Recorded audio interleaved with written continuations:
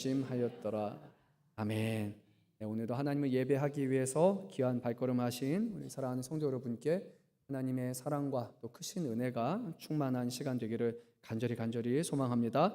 서로 우리 반갑게 인사하겠습니다. 오늘 찬양을 듣는 중에 그런 생각이 좀 들었어요. 너무 아름다운 제가 고백을 들었던 것 같아요. 가사 자체가 영혼의 눈 그리고 영혼의 귀라는 그런 표현을 보면서 오늘 정말로 하나님이 우리를 얼마나 사랑하시고 또 하나님이 우리에게 베푸신 은혜를 우리가 바라봐야 되는데 우리의 다친 눈으로 볼 수 있는 것이 아니라 영혼의 눈과 영혼의 귀로 하나님을 만나고 들어야 된다라는 그런 생각이 들었어요. 그래서 오늘 함께 서로 먼저 이렇게 고백했으면 좋겠습니다. 하나님이 우리를 사랑하십니다 라는 고백 한번 했으면 좋겠습니다. 서로 바라보면서 이렇게 있습니다. 하나님이 우리를 사랑하십니다. 하나님이 우리를 사랑하십니다. 그리고 한 번 더 고백했으면 좋겠습니다. 하나님이 이곳에 우리와 함께 하십니다. 이렇게 인사해 볼까요? 하나님이 이곳에 우리와 함께 하십니다. 하나님이 이곳에 우리와 함께 하십니다. 우리를 사랑하시고 또 우리와 함께 하시는 그 주님을 말씀을 통해서 함께 만나는 저와 여러분 되시기를 간절히 소망합니다. 오늘 일부 시간에는 광고 시간에 말씀을 드렸는데 제가 오늘 시간은 말씀 전하는 앞부분에 먼저 말씀드리면 좋을 것 같아요.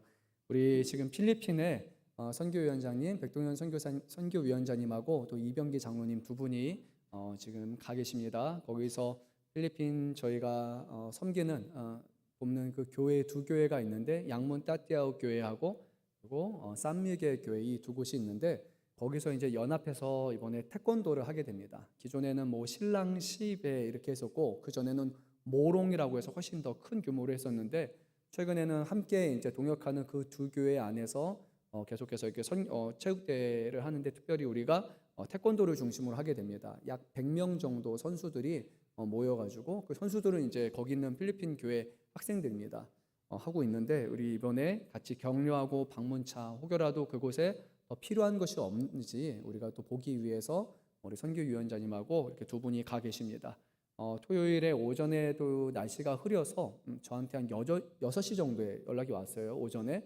그래서 폭풍우도 있고 날씨가 좀 안 좋은데 또 하나님이 도와주실 줄 믿습니다. 그랬는데 감사하게도 모든 게 다 은혜롭게 잘 끝났고요. 그래서 사진도 이렇게 보여주셨는데 너무나 좋은 모습을 제가 또 봤습니다. 그리고 이제 오늘 아침에 또 다시 이제 문자가 왔습니다. 근데 제가 뭐 금요일 날 오신 분은 알겠지만 금요일 날 뭐를 먹고 좀 탈이 났어요. 그래서 몸이 안 좋아서 금요 기도회 때도 거의 뭐 간신히 이제 두통하고 또 속에 계속 뭐가 이렇게 올라오려고 하다 보니까 이렇게 올라오는 거 참고 그렇게 해서 금요일에 간신히 이제 말씀만 드리고 좀 많이 힘들었었는데 어제까지도 거의 회복을 하지 못하고 하나님 제발 내일 주일에는 제가 설 수 있어야 되니까 정말 어제 하루 종일 그 기도만 하면서 누워 있었던 것 같아요. 그래서 다행히 오늘 일어났더니 100%는 아닌데 한 60% 정도로 느껴져서 그래도 오늘 설 수 있겠다. 제가 오늘 톤이 좀 다운되어 있는 거 여러분이 양해해 주시면 좋겠어요. 그런데 좀 마음이 그런 상황이었는데 오늘 딱 카톡을 봤는데 우리 백동현 장로님이 너무 저한테 위로가 되고 힘이 되는 말씀 이렇게 문자를 딱 보내준 거예요. 오늘 거룩한 성일인데 오늘 하나님을 예배하면서 주 안에서 행복하시기를 바랍니다 라는 그런 딱 문자를 받았는데 왜 이렇게 마음이 편안해지고 따뜻해지는지 모르겠어요. 여러분 어떻게 오늘 이 자리에 오실 때 주님 만난다는 것에 대해서 행복함을 여러분 바라는 마음으로 추구하는 마음으로 이 자리에 오셨습니까? 아멘이 되어야 되죠. 그렇죠? 그런데 우리가 어쩌다 보면 예배가 하나의 의무가 되는 것 같기도 하고 그냥 하나님께 예배해야지 하나님 앞에 나아가는 것이 우리 마음에 좀 부담스럽기도 하고 두려움이 되는 것 같아요. 그런데 우리 장로님 말씀이 저에게 하나님 말씀처럼 와닿았어요. 맞아요. 이 하나님을 예배한다는 것은 행복이죠. 하나님 앞에 나아갈 수 없는 죄인된 우리들을 용서하시고 우리를 하나님의 양녀로 삼으시고 우리와 함께 하시는 우리의 하늘 아버지를 만나고 그분의 도우심과 그분의 능력을 경험하고 그분의 사랑의 말씀을 들을 수 있다는 것, 여러분 이거보다 더 행복한 것이 어딜까라고 제가 좀 회개하는 마음과 감사한 마음을 견해서 하나님 앞에 기도했던 것 같습니다. 정말로요, 이 자리는요 행복한 자리라는 것을 우리가 기억해야 됩니다. 하나님을 만날 수 있다는 것, 하나님을 아는 것, 어느 사람이 아는 것 아니에요. 오늘 우리 찬양대 불렀던 찬양처럼요 정말로 영혼의 눈과 영혼의 눈으로 십자가에 달리신 예수님을 바라보지 못한다면 우리의 눈은 눈뜬 장님과 같을 겁니다. 또 우리의 영혼의 귀가 열리지 않는다면 하나님을 찬양하는 것과 하나님의 말씀이 우리에게 우리를 사랑하시는 하나님의 음성으로 결코 들리지 않을 것입니다. 오늘 이 자리에 선포되는 말씀과 그 모든 찬양도 우리가 하나님 앞에 영으로 열리지 않는다면, 그 하나님을 갈망하고 하나님을 만나지 않는다면 여러 번 드리는 그 많은 예배 중에 하나, 형식적으로만 드리는 예배가 될 수 있습니다. 그래서 오늘 이 말씀을 함께 우리가 들을 때 하나님 우리의 귀를 열어주시고 우리의 눈을 열어달라고 사모하는 마음으로 또 이 말씀을 통해서 다시 한번 예수 그리스도와 하나님을 우리가 바라보게 해달라고 오늘 그런 사모하는 마음으로 함께 말씀을 나누면 좋을 것 같습니다. 자, 오늘 우리에게 주시는 하나님의 말씀입니다. 우리가 계속해서 에스라서 말씀을 나누고 있는데요. 하나님께서 이스라엘 백성을 얼마나 사랑하셨는지 정말로 큰 죄악으로 말미암아 바벨론의 포로가 잡혀가게 하셨지만 하나님은 이스라엘 백성을 끝까지 버리지 아니하시고 70년이 되면 다시 그들을 이스라엘 땅으로 돌려보내실 것이라고 약속을 주셨습니다.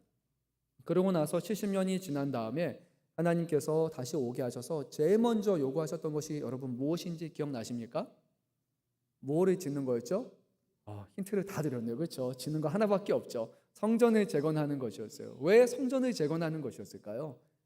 성전이 집보다 성전이 더 중요한 것처럼 성경은 이렇게 말씀합니다. 왜냐하면 성전은 하나님을 만나는 장소이기 때문이에요. 하나님이 백성들에게 임하시고 백성이 하나님을 만나는 그런 영적인 교류할 수 있는 그런 자리이기 때문에, 물론 하나님은 영이시고 하늘에 계시기 때문에 그 성전에 머물러 계시는 분은 아니세요. 그런데 사람들은 그 눈으로 보이지 않는 하나님을 만나고 싶어 했고 그 하나님의 임재를 경험하기를 원했어요. 그래서 하나님께서는 이 성전 안에 내 시선을 두겠다고 약속하시고 성전을 바라보며 또 성전 안에서 하나님을 예배하고 기도할 때 내가 그곳에 함께 하신다는 약속을 주신 거예요. 그래서 이스라엘 백성이 지금 남유다로 내려와서 폐허가 되어 있어요. 예루살렘도 볼품없고 성도 사라지고 성전도 사라진 그 상황이지만 성전을 다시 지음으로써 하나님이 함께 하신다, 하나님이 너희와 끝까지 함께 하신다라는 그 약속을 그들에게 깨닫기를 원하셨던 겁니다. 그래서 성전 재건이 다시 시작이 됐습니다. 그런데 안타깝게도요, 곧바로 주변의 반대로 인해서 이 성전 재건이 멈추게 됩니다.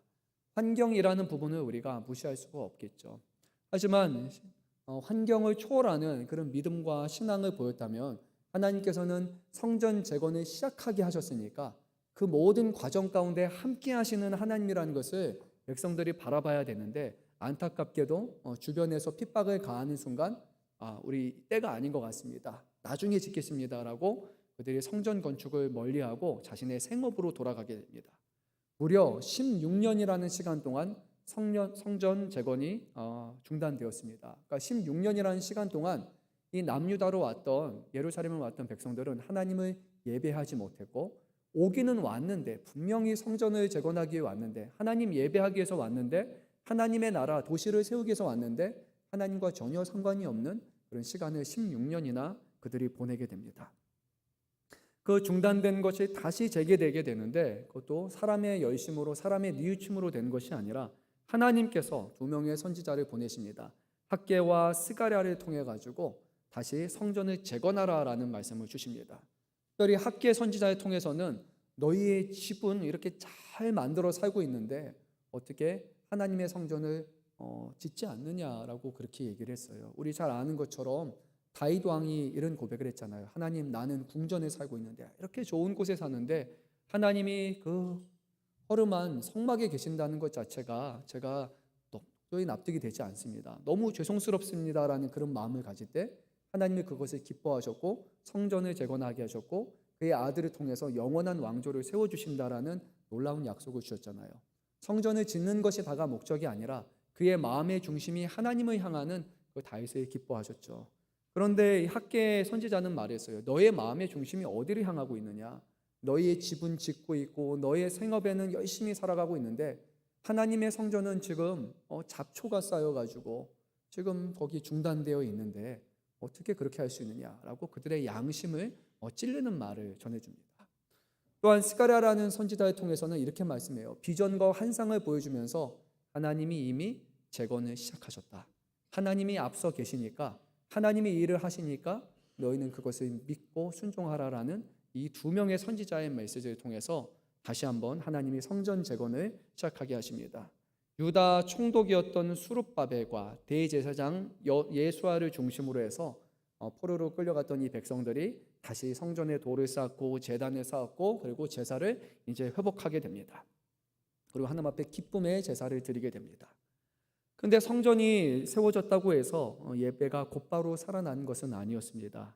성전과 제사는 회복되었지만 그 가운데 한 가지 놓치고 있는 것이 있었으니 바로 하나님의 말씀, 곧 구약에서는 율법이라는 것이었습니다.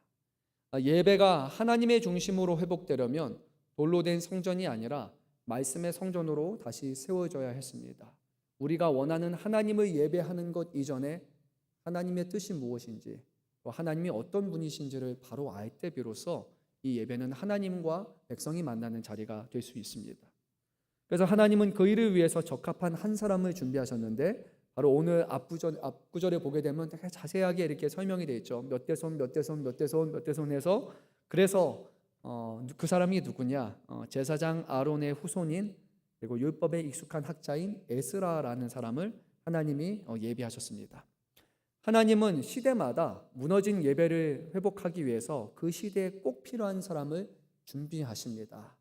하나님은 포로된 애굽에서 이스라엘 백성을 끌어내실 때는요, 모세라는 지도자들이 필요하셨어요. 그리고 이스라엘을 하나님의 중심의 나라로 세우기 위해서는 하나님은 다윗이라는 사람을 사용하십니다. 성전은 지어졌지만 말씀이 없는 이 성전을 말씀으로 채우기 위해서는 제사장 가문의 사람이며 그 누구보다 율법에 뛰어난 학자였던 에스라를 준비하셔서 이제 하나님이 그를 페르시아에서 남쪽 유다로 보내주십니다. 그래서 오늘 본문은 바로 그 이야기입니다. 에스라를 통해서 이루어진 것 같지만 실제로는 하나님이 어떻게 준비하시느냐, 하나님이 누구를 사용하시느냐에 관한 것이에요. 그래서 오늘 우리는 이 말씀 들을 때 에스라를 인도하시고 준비하신 하나님을 한편으로 봐야 되지만, 또 한편에 오늘 2025년을 살아가는 우리에게 있어서 하나님이 어떤 사람들을 쓰실 것인지, 또 그 말씀을 들을 때 우리는 어떤 사람이 되기 위해서 또 힘써야 될 것인지, 이것이 우리를 향한 하나님의 말씀으로 들을 수 있기를 바랍니다. 오늘 본문은 이렇게 시작이 됩니다. 바사왕 아닥사스다가 왕위에 있을 때라고 1절 상반절에 기록됩니다. 6장까지는 다리오 왕의 시대였고요. 그리고 우리가 이 말씀을 처음 시작할 때는 누구였습니까? 네, 고레스라는 왕에서 시작이 됩니다. 그렇죠? 여러 왕의 시대가 바뀌는 것을 봅니다. 이제는 아닥사스다가 왕위에 오릅니다. 근데 다리오 왕, 6장의 다리오 왕과 아닥사스다 왕 사이에 또 다른 왕이 한 명이 있는데, 여러분이 아는 왕이에요. 에스더서에 보게 되면 아수로의 왕이 있습니다. 근데 이 에스라서에는 그의 이름이 빠져 있습니다. 실제로 이 페르시아의 왕을 보게 되면 고레스가 있고요, 그 다음에 캄비세스 2세가 있고, 스메르디스가 있고, 그 다음에 다리오가 있고, 그 다음에 아수로의 왕이 있고, 그 다음에 아닥사스다 왕이 있습니다. 여러 왕이 실존하는데, 우리 보는 이 말씀에서는 에스라 말씀에서는 딱 3명만이 언급이 돼요. 고레스와 그 다음에 다리오와 아닥사스다 3명 왕만 등장합니다. 그 이유는 당연한 거예요. 성경의 중심은 사람의 역사가 아니라, 대국의 역사가 아니라 하나님의 역사이기 때문에 에스라서에서는 하나님이 사용하시고 하나님이 예비하신 왕들의 이름만이 기록이 된 것입니다. 근데 실제로 이제 다리오 왕과 아닥사스다 사이에는요, 오늘 6장과 7장 사이에는 시간이 많이 흘렀습니다. 약 58년이라는 시간이 흐르게 됩니다. 하나님의 성전이 재건이 되었지만 하나님은 58년 후에 이 성전을 잘 담당할 수 있는 사람으로서 바로 에스라를 보내게 됩니다. 오늘 7장의 시작에서 바사왕 아닥사스다가 왕위에 있을 때라는 이 말씀, 이것은요, 이 한 문장은 역사의 새로운 장을 여는 그런 신호와 같습니다. 앞서 말씀드린 것처럼 성전은 이미 완성이 되었지만 하나님은 이 성전의 기능을 제대로 회복하기를 원하셨습니다.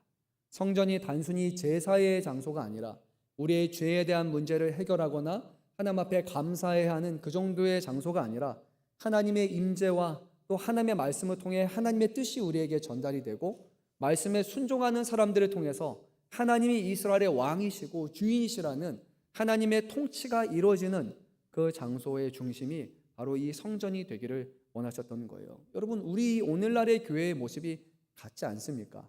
우리가 하나님을 예배하지만 이 예배에는 앞부분은 하나님께 찬양, 하나님의 이름을 높이고 감사, 예물을 드리고 높이는 거지만, 그리고 오늘 제가 여러분에게 전하는 이 말씀과 같이 그 다음에는 하나님의 뜻을 전해주시고 하나님이 우리에게 무엇을 원하시는지, 우리에게 무엇을 약속하시는지를 전해주는 그 말씀이 우리의 중심이 있게 되고, 그리고 말씀에 순종하는 사람들을 통해서 하나님의 뜻이 하늘에서 이루어진 것처럼 땅에서도 이루어지는 그런 역사가 일어나게 되죠. 그래서 이 말씀은 하나님의 뜻이 이루어지는 모든 일들의 중심이라고 우리는 할 수 있습니다. 그래서 하나님은요, 이 일에 맞게 아주 특별한 사람을 준비하셨습니다. 아론의 16대 손으로 제사장 가문에서 자랐을 뿐만이 아니라 7장 6절 말씀을 보게 되면 율법에 익숙한 학자라고 그렇게 말씀을 합니다. 즉 제사의 절차를 다 알고 제사를 잘 이행할 수 있는 것은 당연한 거죠. 제사장이니까. 하지만 뿐만 아니라 하나님의 말씀을 깊이 연구하고 그 말씀의 의미를 찾아서 그것을 백성들에게 잘 풀어서 전달해 줄 수 있는 그런 학자를 하나님께서 예비하셨다는 거예요. 그래서 그 전까지 6장까지는 성전을 세우는 것에 관점이 있다면 이제 7장부터는 성전을 말씀과 하나님의 중심으로 세우는 그런 회복과 갱신에 관한 말씀으로 이제 전환이 되게 됩니다. 다시 한번 말씀드립니다. 하나님은요, 시대마다 꼭 필요한 사람을 준비하십니다. 그리고 하나님은 그 사람을 통해서 모든 사람들이 하나님 앞에 겸손히 머리를 조아리고 하나님을 예배하는 것으로 회복시켜 주십니다. 오늘도 저는 동일하다고 생각합니다. 우리는 막연하게 바라보는 것이 아니라 하나님이 지금도 하나님을 예배하는 사람, 또 하나님 앞에 경건한 사람, 또 하나님의 임재를 사모하고 그의 말씀을 삶의 중심에 두는 그 한 사람을 통해서 지금도 일하십니다. 그 한 사람이 대한민국의 전체의 한 명이 될 수가 있지만 또 한편으로는 우리 교회 안에 한 사람이 될 수도 있고 우리의 공동체와 셀 가운데 한 사람이 될 수도 있고 우리가 맡은 부서와 조직 가운데 한 사람이 될 수가 있는 거예요.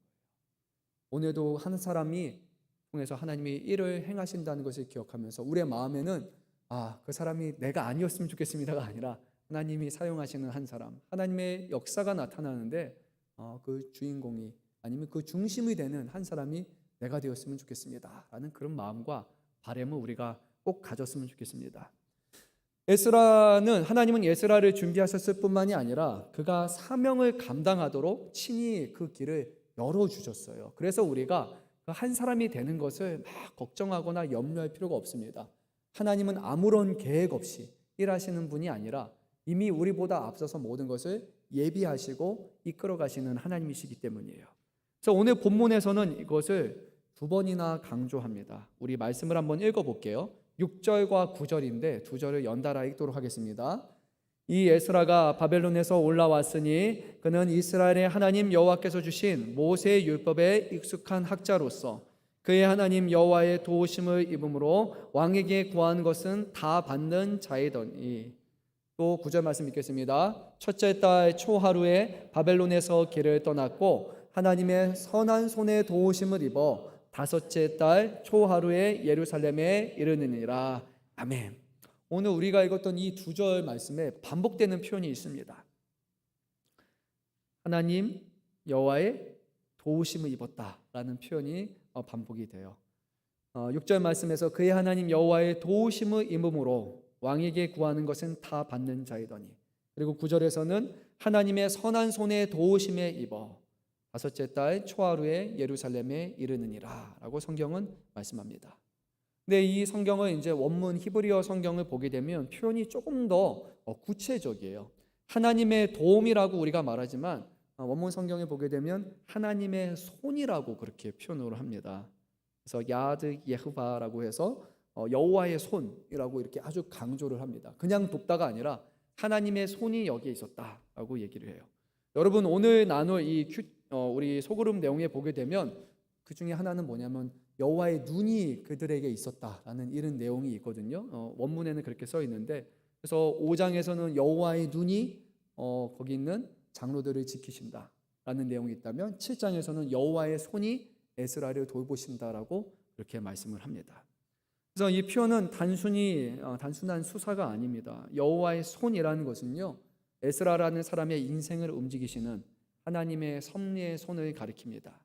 그 손은 보호하시는 손이고 준비하시는 손이고 이끄시는 손이라고 우리는 알 수 있습니다. 그래서 오늘 말씀에 하나님이 그의 손을 통해서 두 가지를 이루어 주시게 되는데, 구체적으로 무엇을 행하시느냐? 첫 번째는 바로 그가 이제 페르시아에서 예루살렘에 올 때 필요한 모든 것들을 왕에게 구했는데, 놀랍게도 이 왕이 그것을 다 받아들였다라고 성경이 말씀을 합니다. 우리가 아닥사스다 왕이라고 말하면 뭐 어느 정도 대단한 왕인지 모르지만, 여러분 에스더에 있는 왕은 기억날 거예요. 그렇죠? 거기 있는 왕이 얼마나 대단했든지 왕비가 왕 앞에 함부로 나아갈 수가 없습니다. 왕이 불러줘야지만 왕비가 왕을 볼 수 있는 거예요. 그 정도로 왕의 권한이 어마어마하게 컸던 그런 시대입니다. 그래서 에스더가 내가 왕 앞에 나아갔는데 왕이 나에게 호를 주면서 그래 내가 너를 오는 것을 받아들이노다라고 그렇게 용납해 주지 않으면 바로 그 즉결로 처분을 받을 수만큼 아무도 왕 앞에 그냥 원한다고 갈 수 없는 그런 시대였습니다. 근데 오늘 놀랍게도 이 말씀은 이 에스라는 사람이 바사 왕에게 여러 가지 구하는 것이 있습니다. 근데 그 구하는 모든 것들을 이 왕이 다 받아들여줘요. 다시 말씀드릴게요. 에스라가 그 왕 앞에 나아가는 것도 결코 쉬운 게 아닌데 그에게 뭔가를 요청을 한다?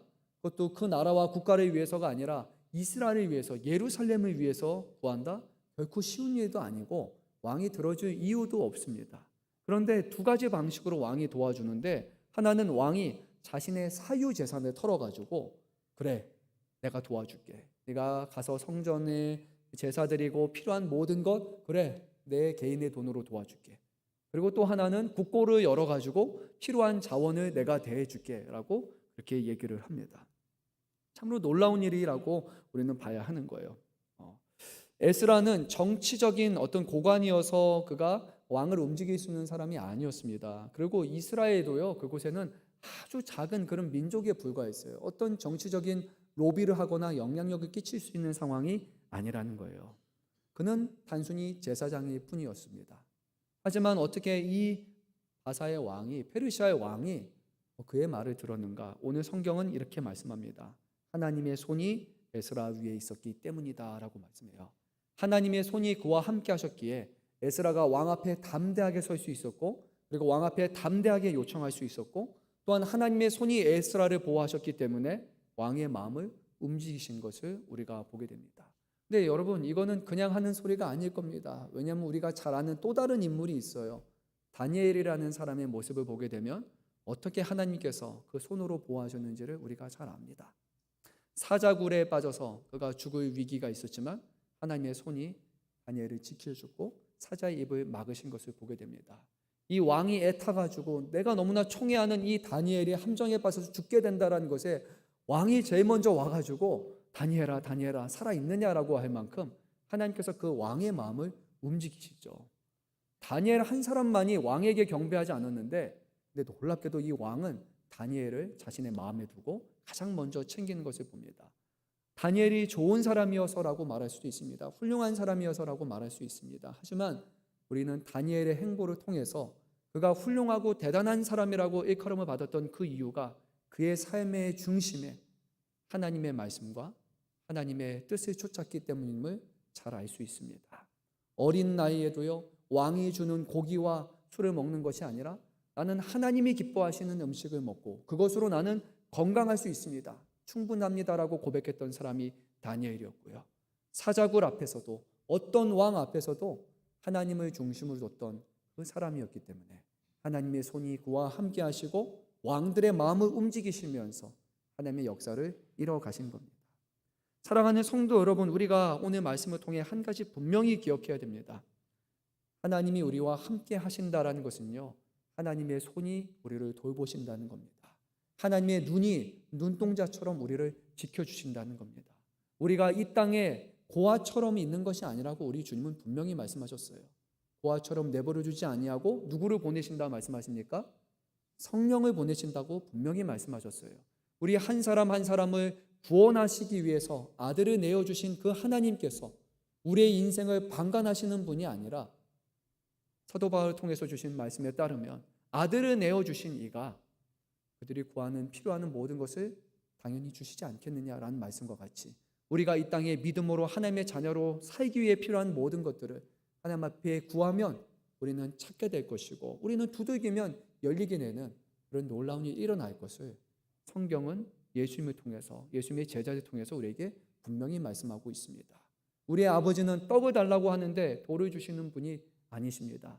자녀들이 필요한 것을 아시고 자녀들이 어떤 방향으로 어떻게 살아가야 될지도 이미 아시고 우리가 구하기도 전에 우리가 무엇을 구할지를 더 아시는 분이 바로 우리 하나님이시라고 말씀하는 거예요.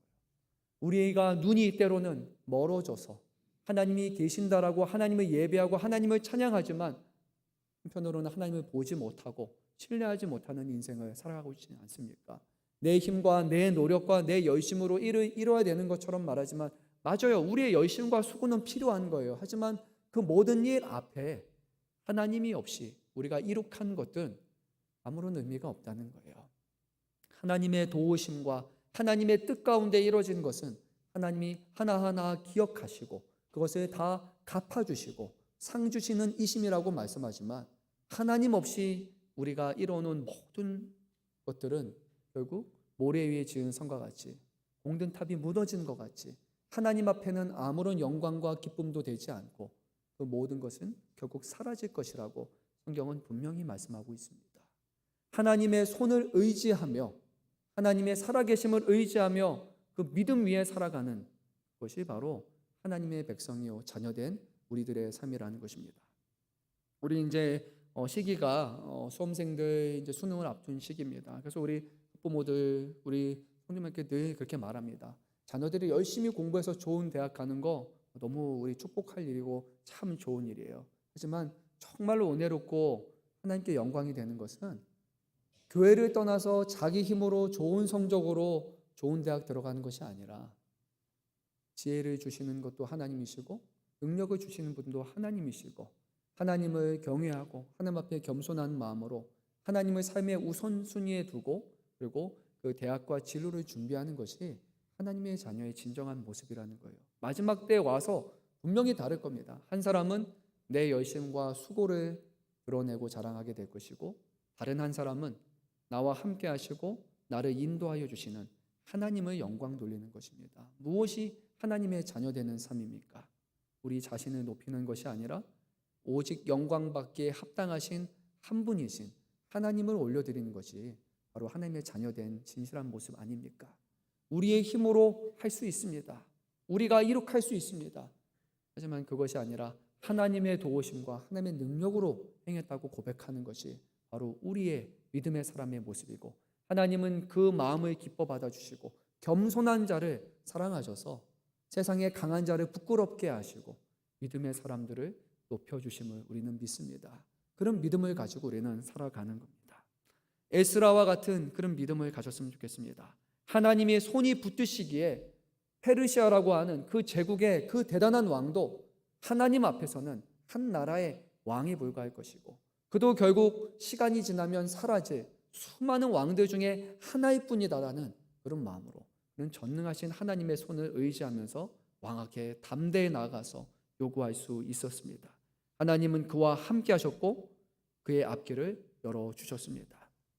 뿐만 아니라 이제 에스라가 귀환해야 됩니다. 예루살렘으로 돌아가야 되는데 귀환의 여정에서도 하나님의 선한 손이 그와 함께 하셨습니다. 하나님의 손은 쉬지 않으셨습니다.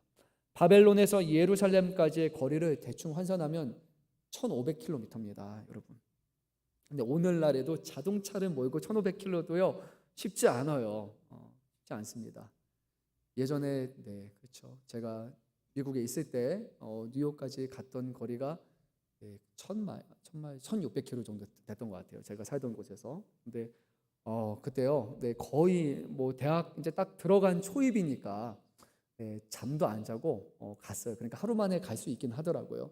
가다가 2시간 가다가 졸리면 차 옆에 세우고 10분 자고 가고 하니까 너무 친구 보고 싶어가지고 갔었는데 다시 돌아오고 나서 다시는 못 갔어요. 한 번 가니까 이 1500km라는 것은 정말로 운전해서 가기도 결코 쉽지 않은 것입니다.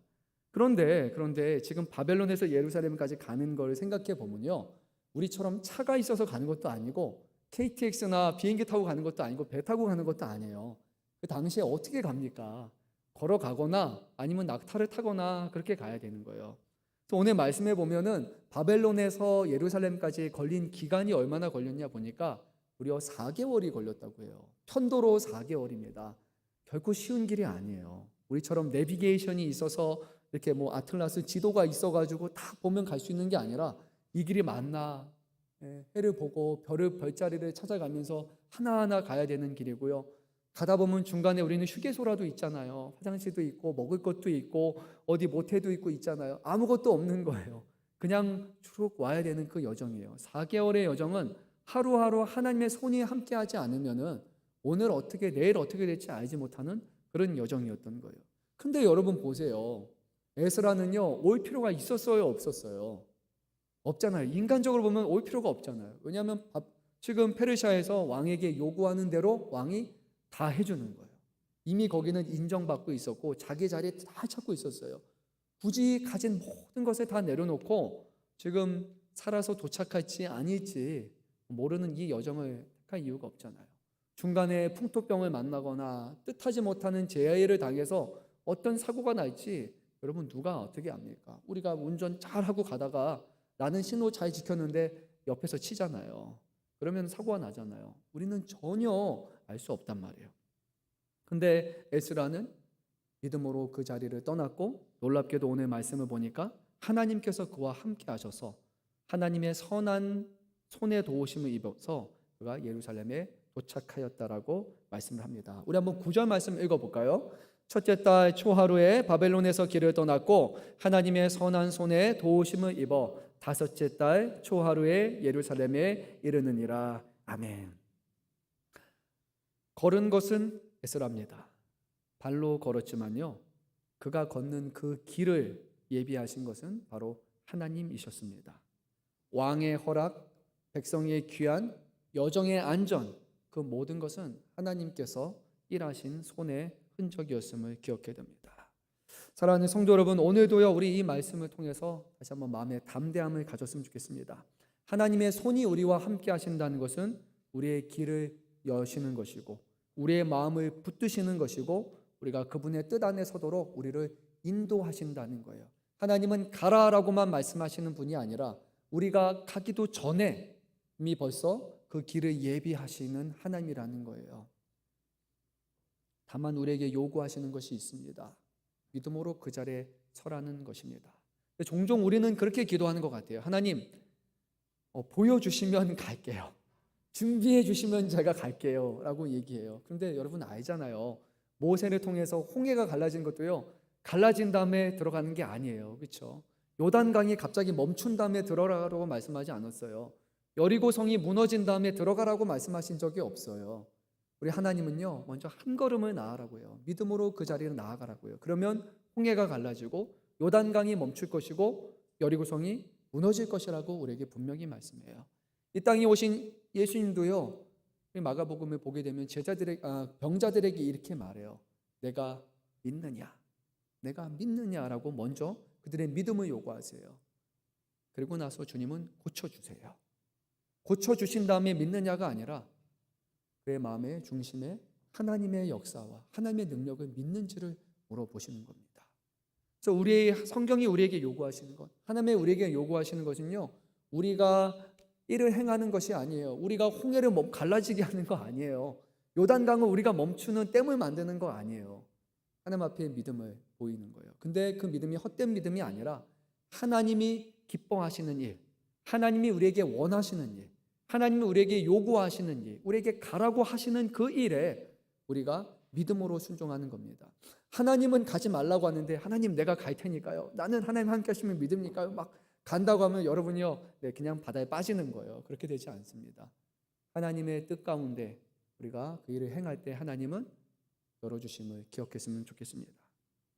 오늘 에스라는요, 하나님이 기뻐하시는 일을 그의 마음에 감화되어서 그 모든 여정을 준비했고 예루살렘까지 오게 되었는데 그 가운데 하나님의 손길이 그를 붙드셨습니다. 자, 우리 10절 말씀을 읽도록 하겠습니다. 에스라가 여호와의 율법을 연구하여 준행하며 율례와 규례를 이스라엘에게 가르치기로 결심하였었더라. 아멘. 이 한 절의 말씀이 에스라의 사역 전체를 다 요약합니다. 단순한 학자가 아니라 그는 말씀으로 예배를 세운 사람이었습니다. 에스라가 이런 생각이 들었겠죠. 하나님, 내가 꼭 여기에 와야 되는 이유가 무엇일까요? 내가 여기서 무엇을 해야 될까요? 이미 제사장들도 있었을 텐데 여러 제사장들 중에 한 명으로 내가 이곳에 가는 것이 어떤 의미가 있을까요? 성경에선 말하고 있지 않지만 인간적인 고민을 분명히 하지 않았을까요? 거기서 내가 무엇을 해야 되지? 나를 향한 하나님의 뜻이 무엇이지? 하나님께서 어떤 마음을 주시고 감동을 주셔서 가라고 하시는데 내가 거기 가면 과연 무엇을 해야 되지라는 그런 염려와 생각이 분명히 있었을 거예요. 그런데 이 예루살렘에 도착해서 지금 성전의 모습, 거기서 제사 드리는 예배 드리는 모습을 보는 순간 에스라의 마음속에는 결심이 섰습니다. 아, 이것이구나. 하나님의 나를 이곳에 보내신 목적이 바로 이것이었구나라는 것을 그가 깨닫고 그 일을 행하게 됩니다. 에스라의 사역이 그의 사명을 세 가지 동사로 표현이 됩니다. 첫째가 무엇입니까? 율법을 어떻게 합니까? 연구했다예요. 그렇죠? 하나님의 말씀을 탐구했어요. 그리고 하나님의 뜻이 무엇인지를 구했습니다. 문자적인 의미의 뜻도 있겠지만 지금 그 시대에 오늘 우리의 상황에 맞춰서 과연 하나님이 무엇을 정말로 기뻐하실지, 오늘 시대에 우리가 이 말씀을 어떻게 지켜야 될 것인지에 대한 그런 고민과 연구와 탐구가 분명히 있죠. 근데 그는 연구만 하는 연구자가 아니었습니다. 두 번째 동사는 무엇입니까? 준행하며예요. 놀랍지 않습니까?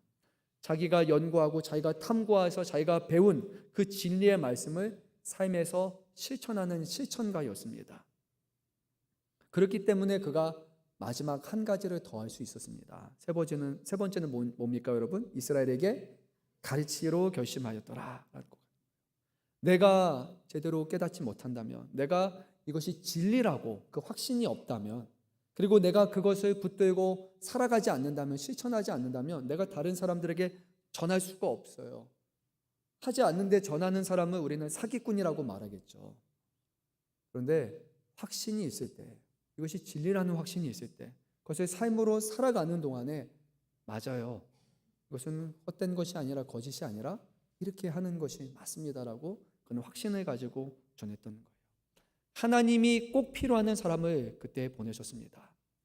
하나님의 뜻을 깨닫고 하나님의 의도를 이뤄가는 사람, 그리고 그것을 사람들에게 가르칠 수 있는 사람, 하나님은 에스라라는 사람을 그곳에 보내주시고, 이제는 성전이 기존에는 돌로 세워진 것이었다면 이제 에스라를 통해서 성전은 말씀으로 이제 새로워지게 됩니다. 하나님은 지금도 이렇게 역사하십니다.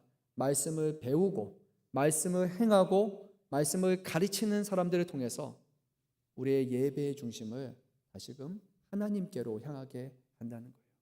하나님의 말씀을 듣지 않는다고 생각해 보십시오. 이곳에 하나님의 말씀이 선포되지 않는다고 생각해 보십시오. 그러면 우리가 드리는 것 자체, 그것에 더 많은 포커스를 맞추게 되지 않을까요? 그래서 어떻게 하면 더 멋있게, 어떻게 하면 더 우아하게, 더 멋들어지게, 더 경건한 모습이 드러나게 그렇게 할 수 있을까? 여러분, 그게 이런 예배가 아니라, 만약에 그렇게 되면요, 말씀이 사라지는 교회의 특징이 분명히 나타납니다. 옆에 뭐가 많아지게 될 거예요. 막 그림도 많고요. 들어오는 순간 사람들이 뭔가 막 여기 오면 거룩한 곳이야. 여기는 막 우리의 마음에 그렇게 만드는 곳이야.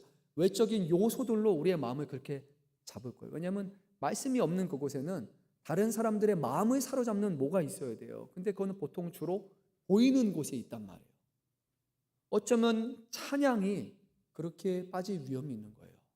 아주 풀세션을 갖추고 너무 코드만 쳐도 막 사람들의 마음을 휘잡는 그런 찬양, 사람들의 마음을 움직이는, 하나님의 말씀이 아니라 사람들의 감정을 동요하게 만드는 그런 요소를 사용해 가지고 사람들의 이목과 시선과 모든 감정을 다 쏟게 만드는 그런 예배가 될 수 있어요. 성전의 위대함, 멋들어진, 예수님께서 이것을 경고하지 않았습니까? 제자들은요, 성전을 딱 나오면서 말했어요. 주님, 저 성전을 보세요. 기둥이요, 와, 돌 하나로 깎았는데 돌 하나가 어떻게 3m, 4m짜리 돌로 하나 세울 수 있습니까? 하얗게 너무 멋있는 성전이었어요. 예루살렘 전체 면적의 6분의 1에 달할 정도로 어마어마한 성전이었어요. 근데 그 성전을 세운 사람은 하나님을 경외하지 않는 사람이었어요. 근데 그 외적인 모습 때문에 사람들이 성전의 외적인 모습에 감동이 돼가지고 와, 이것은 정말로 하나님 계신 곳이라고, 하나님이 영광 받으실 만이라고, 이런 곳에 하나님이 계시지 않으면 어디 계시냐고 사람들이 그렇게 얘기했어요. 예수님은 뭐라고 하셨습니까? 성전을 헐면 3일에 세우겠다고 말씀하시며 바로 자기 자신이 성전 되심을 전하셨던 거예요. 예수님이 거하시지 않는 그 성전은 건물일 뿐이었어요. 예수님이 그곳에 계실 때 비로소 성전은 진정한 성전이 되고 하나님의 성전이 될 수 있는 겁니다. 하나님이 계신다, 예수님이 계신다라는 것은 그분의 말씀과 그분의 뜻이 전달이 되고 그것이 우리에게 배워지고 가르쳐주고 준행하고 살아가는 것이 바로 참된 교회의 모습이 아닐까요? 사람들이 원할 때 원하는 방식으로 예배를 드리는 것은 우상을 섬기는 방식과 동일합니다. 하지만 그곳에 하나님의 말씀을 듣고 가르침을 듣고 하나님의 뜻을 행하는 그곳이야말로 진정한 하나님의 교회가 될 수 있는 거예요. 그래서 이 에스라의 성전의 모습을 통해서 오늘 우리가 살아가는 교회의 모습이 어떠해야 되는지 우리는 분명하게 알 수 있습니다. 주여 주여 하는 자가 아니라 주의 말씀을 듣고 지켜 행하는 자가 라고 주는 말씀하셨어요. 말씀을 아는 것을 넘어서 그 말씀을 살아가는 것, 그 말씀을 삶을 통해서 가르치고 전하는 것이 우리에게 주시는 사명이라는 거예요. 근데 가르치기 위해서, 말씀을 행하기 위해서 가장 먼저 전제가 되어야 되는 것이 무엇입니까? 하나님의 말씀을 배워야 되는 거예요. 그렇죠? 하나님의 말씀을 알아야 되는 거예요. 네, 말씀을 잘 알지 못해도 나 예수님 믿으니까 천국 갈 수 있어요. 저는 그렇게 생각합니다. 진실되게 주님을 믿으면 말씀을 하나하나 알지 못한다고, 성경 1동 못해도 저는 천국 갈 수 있다고 생각이 들어요. 성경 공부 다 나와서 성경 교사가 아니어도 여러분 천국 갈 수 있어요. 우리의 믿음의 선조들은 까막 눈이셨어요. 읽을 수도 없었어요. 그런데요, 예수 믿는 믿음, 진실된 믿음으로 천국 가셨어요. 하지만요, 오늘 우리의 세대는요, 말씀을 우리가 믿고 천국 가는 것만이 아니라 하나님의 말씀을 듣지 않으려는 사람들에게 이것을 전해야 되는 그런 시대를 살아가고 있어요. 우리 부모 세대, 우리 선조들의 순수한 믿음이 아니라 이제는 하나하나 말씀이라고 전해야 되고 말씀을 봐야 된다라고 그렇게 전해야 되는 그 시대를 살아갑니다. 또 그렇지 않으면 우리의 신앙도 결국 말씀에 기반하지 않기 때문에 내 감정대로 휘두르고 개인의 체험에 따라서 이랬다 저랬다 하는 그런 신앙이 될 수 있어요. 그래서 꼭 하나님의 말씀이 우리의 삶의 중심이 되어야 됩니다. 교회는 말씀 중심, 말씀 중심, 말씀 중심이라고 말하지만 정말로 우리가 하나님의 말씀을 우리의 삶과 신앙의 중심으로 삼고 있는지, 아니면 우리가 듣기에 좋게 하는 그런 말씀인지, 오늘 이 말씀을 통해 우리의 자신의 마음과 우리의 모습, 우리만 알잖아요. 우리의 속모습을 다시 한번 생각해 보면서 내가 정말로 말씀을 배우는 사람인가, 말씀을 준행하는 사람인가, 그 말씀을 가정과 우리의 주변 사람들에게 삶을 통해 가르치는 사람인가를 다시 한번 생각해 보면서, 바라기는요, 우리 에스라처럼 정말로 하나님이 사용하시고 그 말씀의 능력이 살아있는 참된 성도 한 사람 한 사람 되시기를 간절히 소망합니다. 에스라는요, 율법의 사람, 말씀의 사람이었습니다. 하지만 그가 연구하고 가르친 율법은 그 자체로 완성점이 아니에요. 에스라서 말씀의 끝부분 보게 되면 정말로 에스라가 잘해요. 잘하는데 한 가지가 결국 빠져 있습니다. 그 중요한 것이 빠져 있어요. 사랑이 결국에 빠지게 됩니다. 사랑이 빠진 율법은 참 무섭습니다. 그래서 에스라가 연구하고 가르친 율법은 그 자체로 완성점이 아니라 결국에 이것을 진정으로 완성하신 분이 한 분이 계세요. 바로 그분은 예수 그리스도시라고 성경은 말씀합니다. 에스라는 그 말씀을 연구하고 살아가고 남에게 가르치는 사람이었지만 성경은 예수님에 대해서 이렇게 말씀합니다. 태초에 말씀이 계시니라. 이 말씀이 육신이 되어 우리 가운데 거하시네 라고 말씀해요. 말씀을 배우신 자가 아니라 예수님 자체가 그 말씀이시고 그분의 삶 전체가 바로 이 말씀이라고 성경은 말씀합니다. 그래서 예수님은 내가 율법이나 선지자를 폐하러 온 줄로 생각하지 말라. 태하러 온 것이 아니요 완전하게 하려 함이라라고 말씀하며 예수님의 가르침과 예수님의 사랑이야말로 모든 율법의 완성이라는 것을 우리에게 분명히 보여주었어요. 그래서 우리는 에스라를 보지만 에스라가 종착점이 아니라 에스라에 넘어서 그 불가능한 것을 이루신 예수 그리스도를 바라보는 것이 바로 우리의 지향점이 되어야 되는 거예요. 그런데 예수님은 어떻게 율법의 의를 이루셨습니까? 바로 십자가 위에 우리를 사랑하심으로써 이 모든 것을 완성하셨어요. 예수님은 의무감에 이 땅에 오셔서 십자가에 못 박혀 죽으신 것이 아니라 우리를 사랑하셨고 끝까지 사랑하셨다고 성경은 말씀하셨고, 제자들에게 너희가 내 제자인 줄 세상이 알게 하기 위해서는 다른 것이 아니라 너희가 서로 사랑하면 세상이 너희가 내 제자인 줄 알리라 라고 말씀하셨고요. 너에게 새 언약을 베푼다라고 말씀하시면서 그 새 언약은 내가 너희를 사랑한 것 같이 너희도 서로 사랑하라 라고 말씀하셨단 말이에요. 그러니까 예수님은 사랑만 하신 분이 아니라 예수님이 그동안 이 땅에 행하신 모든 것은 사랑 안에서 그를 행하셨다는 거예요.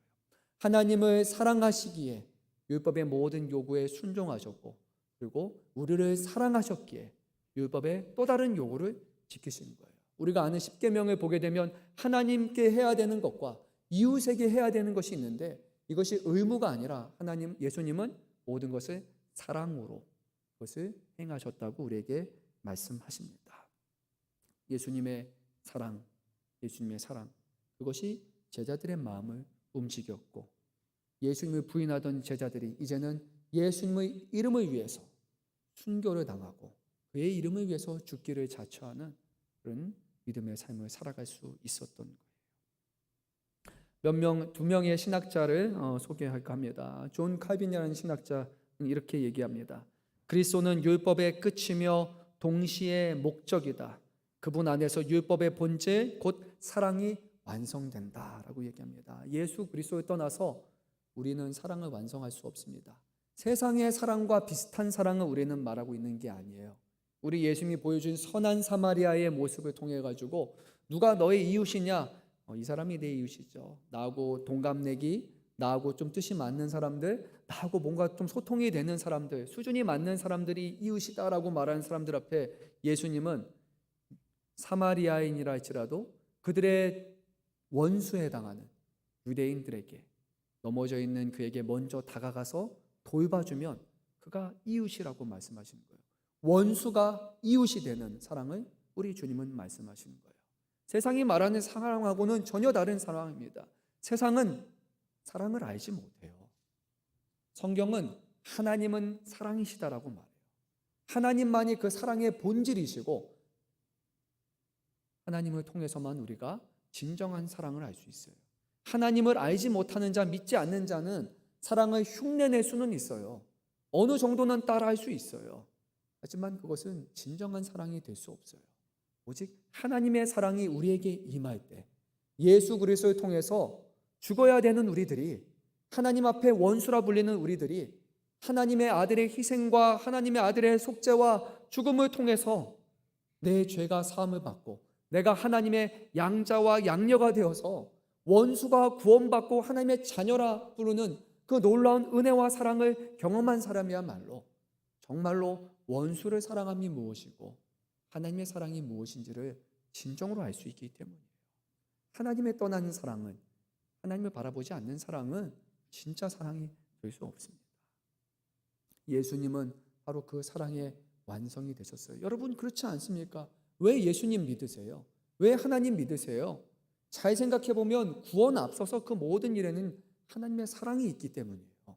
하나님이 우리를 사랑하시지 않는다면 그럼 우리는 하나님을 믿을 수 없어요.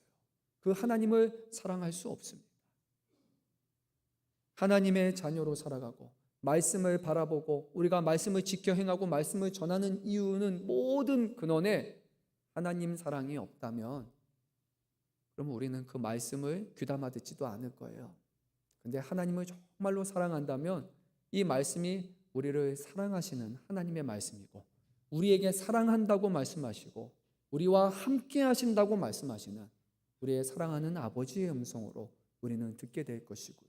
우리는 이 말씀을 듣기를 기뻐하고 말씀을 통해 확신을 얻고 또 이 말씀을 세상에 증거하는 사람으로 살아갈 수 있습니다. 하나님의 사랑과 우리 예수님의 사랑을 우리가 바라봐야 해요. 그래서 내가 뭐가 되지 않는다, 말씀에 대한 사모함이 없는다, 말씀을 배우고 싶지도 않고 말씀을 보고 싶지도 않고 말씀을 지켜 행하고자 하는 관심도 없다라고 하면 여러분, 다른 게 아니라 하나님의 사랑을 회복해야 돼요. 근데 그 사랑은 하나님의 말씀을 들음으로써 나는 것입니다. 하나님의 사랑을 회복할 때 비로소 우리는 하나님의 일들을 감당할 수 있는 교회가 될 수 있습니다.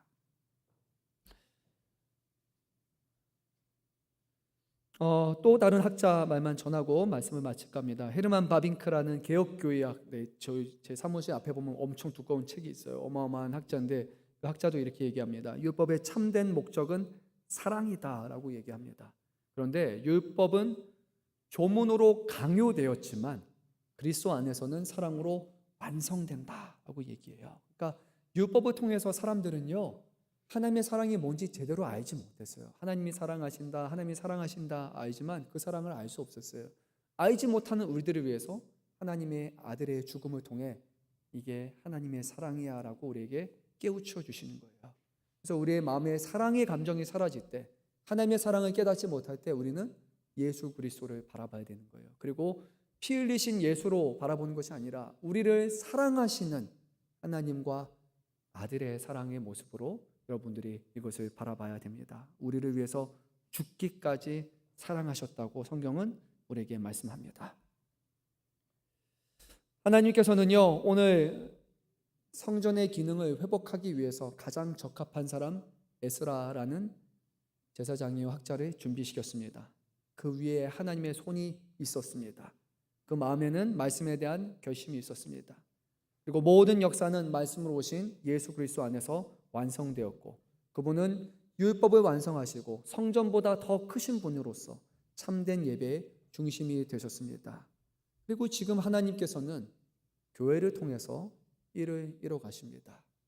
한 사람 한 사람, 저와 같은, 우리와 같은 성도를 통해서, 우리와 같은 한 사람 한 사람의 교회를 통해서 하나님의 일을 이뤄 가십니다.